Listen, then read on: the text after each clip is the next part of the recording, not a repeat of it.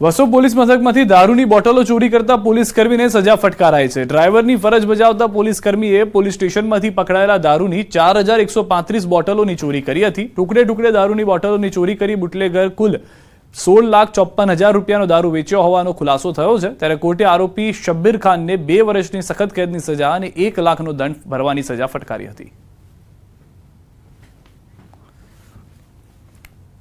સુરતથી મહત્વના સમાચાર। ઓલપાડ તાલુકામાં જંગલી ડુક્કરનો ત્રાસ। ઓલપાડના સોંદલા ખારા ગામે ખેડૂત પર ડુક્કરનો હુમલો। પશુ ચરાવવા ગયેલા ખેડૂત પર ડુક્કરે હુમલો કર્યો છે। ડુક્કરે યુવક પર શરીરે બચકા ભરતા શરીરે ઈજા થતા હોસ્પિટલ ખાતે સારવાર અર્થે ખસેડાયા છે।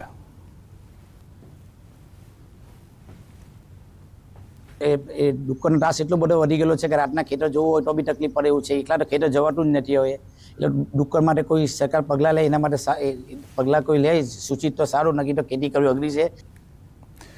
તો સુરતમાં આદમખોર દીપડાનો પણ આતંક છે। ખેતરમાં કામ કરતા મજૂર પર કર્યો હતો હુમલો। બારડોલીના ઉતારા ધામડોદ સીમની ઘટના છે। દીપડાના હુમલાથી લોકોમાં ભયનો માહોલ છે। આંબાવાડીમાં કામ કરતા મજૂર પર દીપડાના હુમલાથી સ્થાનિક લોકોમાં ફફડાટ જોવા મળ્યો। લોકોએ કહ્યું કે અગાઉ પણ આવી ઘટના બની હતી, ત્યારે ફરી દીપડાના હુમલાથી વન વિભાગ સતર્ક થઈ ગયું છે।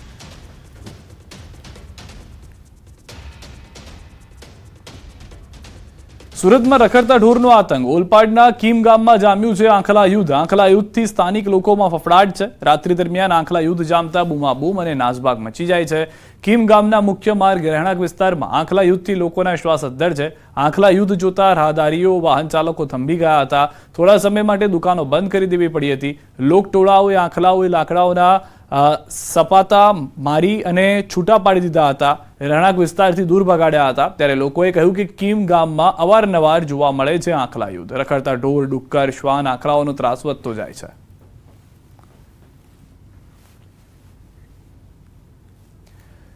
પાકિસ્તાનમાં ટામેટાની નિકાસ બંધ હોવાને કારણે ખેડૂતોને ભારે મુશ્કેલીનો સામનો કરવો પડી રહ્યો છે। ટામેટા પાકેલા હોવા છતાં ખેડૂતો તેમને ઉતારવા માટે તૈયાર નથી, કારણ કે તેમને યોગ્ય ભાવ મળતા નથી। હાલ ટામેટાના ભાવ માત્ર 2 રૂપિયા કિલો સુધી પહોંચી ગયા છે। મહેસાણાના કડીના ખાખરિયા ટપ્પા વિસ્તારમાં 20થી વધુ ગામડાઓમાં ઉગાડવામાં આવ્યા છે ટામેટા, અને આ ટામેટા સમગ્ર ભારતમાં વિતરિત થાય છે। 10 વર્ષ પહેલા પાકિસ્તાનમાં ટામેટાની નિકાસ થતી હતી, પરંતુ હવે તે બંધ છે। જો નિકાસ ફરી શરૂ થાય તો ખેડૂતોને વધુ સારી કિંમત મળી શકે છે। હાલમાં 26 કિલોના 1 કેરેટની કિંમત માત્ર 60 રૂપિયા છે, જે ખેડૂતને બિલકુલ પોસાય તેમ નથી। ખેડૂતોને ત્યાં જે મજૂર આવે છે તેની મજૂરી કરતાં પણ ખેડૂતોને હાલમાં ઓછા ભાવ મળી રહ્યા છે। અત્યારે ભાવ માર્કેટમાં લઈ જાય તો જમાલપુર માર્કેટમાં લઈ જઈએ તો 70-80 રૂપિયા, તો 60 રૂપિયા ખર્ચો લાગે તો 20 રૂપિયા વધે। એના તો અહીંથી ડાયરેક્ટ ખેડૂત 30-40માં કેરેટ આપી દે, એટલે ભાડા ખર્ચા ના નીકળે એના હિસાબથી।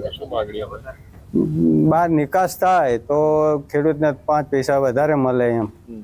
મજૂરી વીઘે અમારે તો લગભગ 25,000 રૂપિયા તો મજૂરી ખર્ચો થઈ જાય। આ બાંધવાનું, દોરી ને એવું બધું। તારને દંડાની ઓ લાવી એટલે 30 રૂપિયા તો અમારે દંડો આવે છે। તાર 100 રૂપિયા કિલો, એ બધું ગણવી એટલે અમારે વીઘે 40,000 રૂપિયા ઈ અને 15,000 રૂપિયા ઉધડ હાલે જમીનની વીઘે। અમે જે વેણીને ઘરે લાવીએ અને જે ખર્ચો થાય એના કરતાં નીચા ભાવમાં માગે છે। ભાવ મળતા નથી પૂરા અને ખર્ચો વધી જાય છે, એટલે વેણવાનું બંધ કરી દીધું છે। અત્યારે ટામેટાનો શું ભાવ હશે? અત્યારે 20થી 30 રૂપિયા માગે છે। સૌરાષ્ટ્રનું અગ્રીમ ગણાતું ગોંડલ માર્કેટિંગ ઘઉં અને ચણાની આવકથી ઉભરાયું છે। યાર્ડમાં ઘઉં અને ચણાની સિઝનની રેકોર્ડ બ્રેક આવક નોંધાઈ હતી। યાર્ડમાં ઘઉંના 1.25 લાખ કટ્ટાની તથા ચણાની 70થી 80,000 કટ્ટાની આવક થવા પામી હતી। યાર્ડ બહાર 1600થી વધુ વાહનોની નોંધણી થવા પામી હતી। હરાજીમાં ઘઉંના 20 કિલોના ભાવ ₹470થી 650 સુધીના બોલાઈ રહ્યા હતા, જ્યારે દેશી ચણાના 20 કિલોના ભાવ ₹900થી 1050 સુધીનો બોલાયો હતો। યાર્ડના સત્તાધીશો દ્વારા ઘઉં અને ચણાની આવકને લઈને અન્ય જાહેરાત ન કરવામાં આવે ત્યાં સુધી આવક સદંતર બંધ કરવામાં આવી છે। સમગ્ર સૌરાષ્ટ્રભરમાંથી ખેડૂતો પોતાની જણસી વેચવા માટે ગોંડલ માર્કેટિંગ યાર્ડમાં આવતા હોય છે।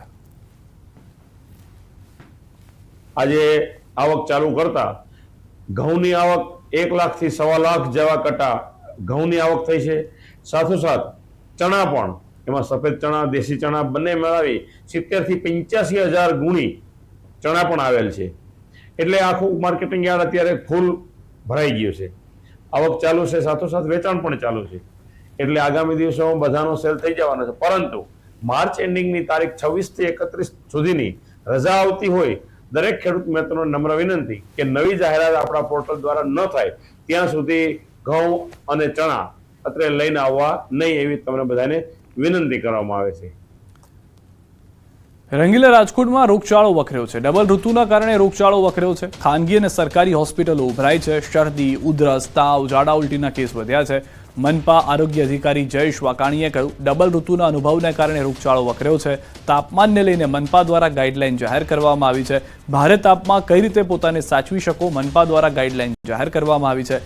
બાંધકામ સાઇટ પર શું ધ્યાન રાખવું તેની ગાઈડલાઈન જાહેર કરવામાં આવી છે.